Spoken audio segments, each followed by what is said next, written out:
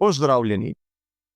V seriji naših analiz je na vrsto prišel tudi bolid ekipe Haas VF Pomišljaj 26. Poglejmo, kaj je novega pri tej ameriški ekipi.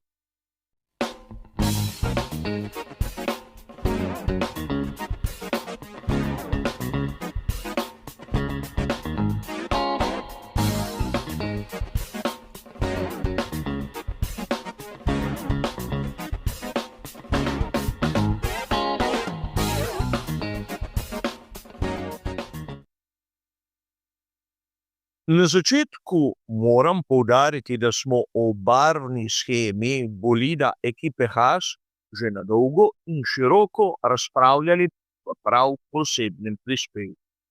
Danes je na vrsti analiza onega pravega VF Pomišljaj 26 in ne nekega izmišljenega renderja. Ampak, ukolikor vas zanima tisti prispevek, imate bližnjico, kot ponavadi tam zgoraj, in še enkrat potrjujem, da do tega trenutka je barvna shema ekipe Haas ona, ki je mene osebno najbolj prijetno presenetila. A to danes ni važno. Danes se bomo ukvarjali s tistim, kar smo videli na posnetkih in fotografijah iz tako imenovanega shakedowna bolida VF Pomišljaj 26 na progi v Pioranu in seveda prvih fotografij, ki so nam na razpolago iz testiranja v Barceloni. In kaj bi lahko dejali o bolidu ekipe Haas? Najprej moramo malce obnoviti. Namreč inženiring, projekt tega bolida je nastal v prav posebnem oddelku v Maranellu, kjer so zaposleni tehniki Scuderie Ferrari. Se kdo spomni, kako je bil, na primer, Simone Resta, preden je prestopil k Mercedesu, prav tehnični direktor ekipe Haas. Šasija, kljub sodelovanju z Toyoto, je še zmeraj narejena pri Dallara. Tudi zato je verjetno marsikomu izmed vas malce bolj logično, zakaj so shakedown opravili na progi v Pioranu, ker je bila zadeva izjemno priročna. Ampak tokrat si bomo ogledali lastnosti oziroma oblike bolida VF Pomišljaj 26 in seveda naravna primerjava je tista, ki jo bomo imeli z bolidom Scuderie Ferrari, SF Pomišljaj 26. Namreč lahko bi videli določene vzporednice in vsekakor bolida imata enak pogonski sklop in enak menjalnik. Začeli bomo na prednjem delu in se pomikali proti zadku. In že na sami konici nosnega konusa lahko opazimo neko bistveno razliko, nekaj posebnega, kar pri mnogih drugih ekipah morda nismo zapazili.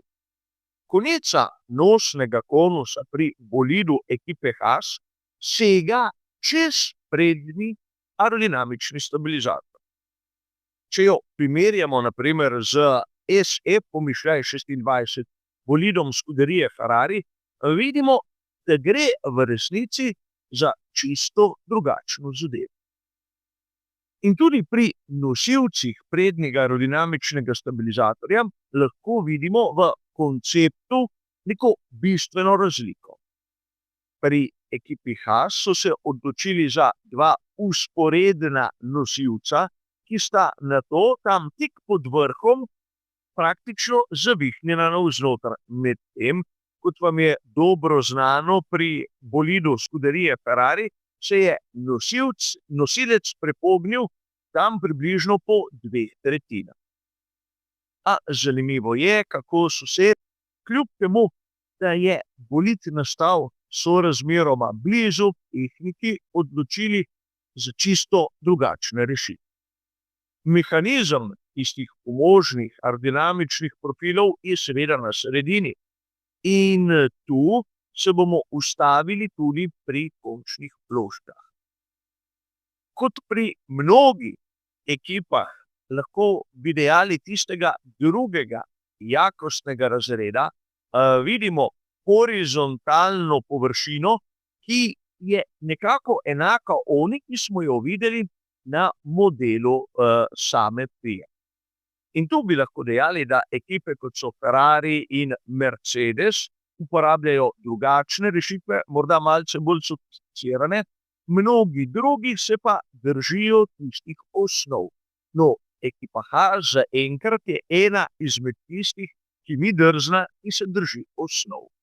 Če se sedaj premaknemo malce bolj, proti zadku in si ogledamo, kako izgleda prednja prema.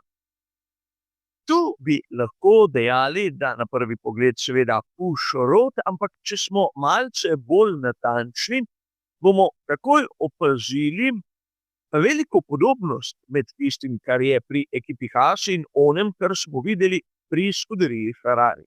Tiste točke, kjer so sidrani določeni elementi, so, vsaj na prvi pogled, skoraj na identičnih mestih.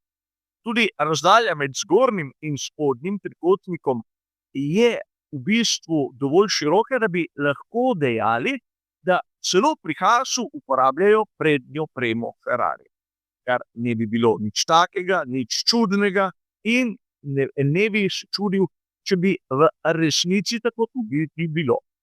Sedaj, če gremo še malce bolj nazaj in si pogledamo zgornji vstopnik, bomo videli bistveno razliko med bolidom ekipe Haas in onim, kar so pripravili pri Scuderii Ferrari.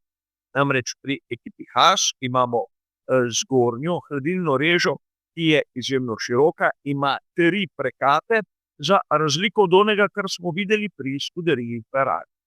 Ampak, če se spustimo na bočni hladilni reži, bomo videli, da v preseku ti 2 pravokotni in seveda izgleda, da malce krajši.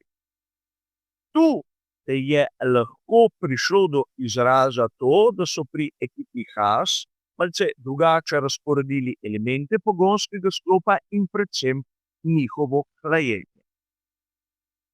Kar se tiče samih bočnih struktur, bi lahko dejali, da pri ekipi Haas niso ne vem kako šli za nekimi ekstremi, so bočne strukture izjemno krepke, imajo izrazit tobogan, na vrhu vidimo prelom, kar je razvidno na barvni shemi in izgleda, da struktura sega bistveno bolj proti zadnjim kolesom kot pri bolidu Scuderie Ferrari.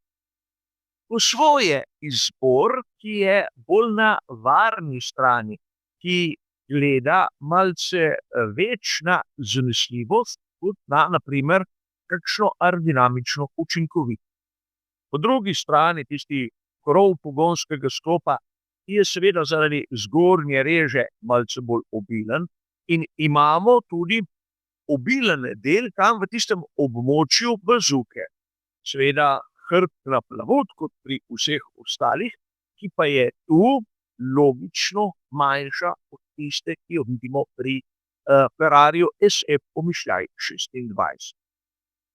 Vkolikor na barvni shemi ne vidite, kje se praktično konča pokrov pogonskega sklopa in kje se začne plavut zaradi barvne sheme, bodite pozorni tam pri črki G, boste videli, da se seveda stvar spremeni. Ampak kot zanimivo. Ne smemo pozabiti, da tudi na zadku je bolid ekipe Haas tisti, ki ima menjalnik Ferrarija, torej zadnja prema bi morala biti enaka in na zadnjem aerodinamičnem stabilizatorju zaenkrat ni bilo zapaziti nič kaj takega, kar bi bilo omembe vredno. Ampak, če malce povzamemo me je izjemno navdušila oblika celotnega nosnega konusa, ki sega pred prednji aerodinamični stabilizator in zanimiva oblika nosilcev.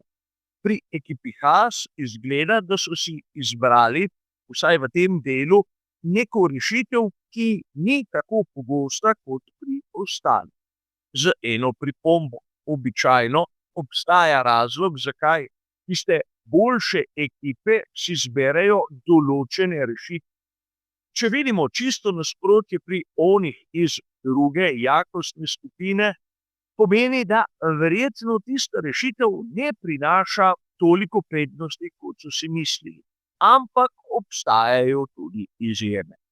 A za danes, kar se tiče bolida Haas VE Pomišljaj 26, je to vse. Hvala za vašo pozornost in nasvidenje.